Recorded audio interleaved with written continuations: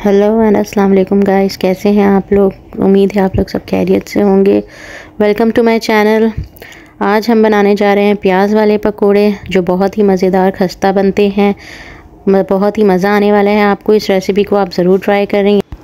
तो जी शुरू करते हैं हम बिस्मिल्लाहिर्रहमानिर्रहीम के साथ। यहाँ पे हमने 1 कप बेसन ले लिया था, जिसके अंदर हमने पानी को शामिल करना है। ग्रेजुअली हम पानी डालते जाएंगे, मिक्स करते जाएंगे, क्योंकि हमें फ़ाइन स्मूथ बैटर चाहिए। हमें ना ज़्यादा रनिंग बैटर चाहिए और ना ही ज़्यादा स्टिफ़ चाहिए। हमें बिल्कुल इस तरह का, जैसे वीडियो में आप देख सकते हैं, इस तरह का बैटर चाहिए।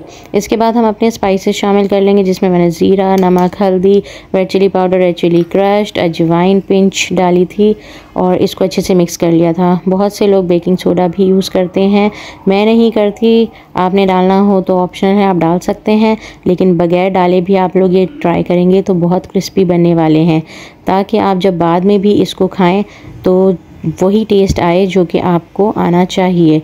बेकिंग सोडा से होता है कभी कभी वो ऑयल अंदर अपने एब्जॉर्ब भी कर लेते हैं, बाद में वो टेस्ट नहीं आता जो पहले आ रहा होता है। लेकिन इस रेसिपी से आपको सेम एज़ इट इज़ आएगा, चाहे आप ये एक दिन रख कर भी खाएं।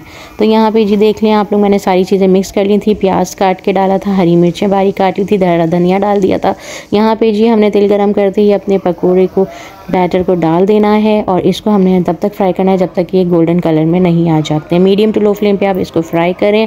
बहुत ही टेस्टी और यमी बनते हैं, खाते ही आप क्या उठेंगे, yummy in my tummy.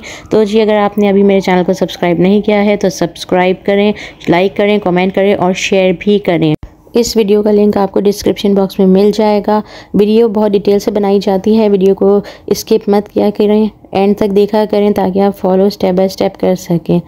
So guys, thanks for watching my video. Allah Hafiz.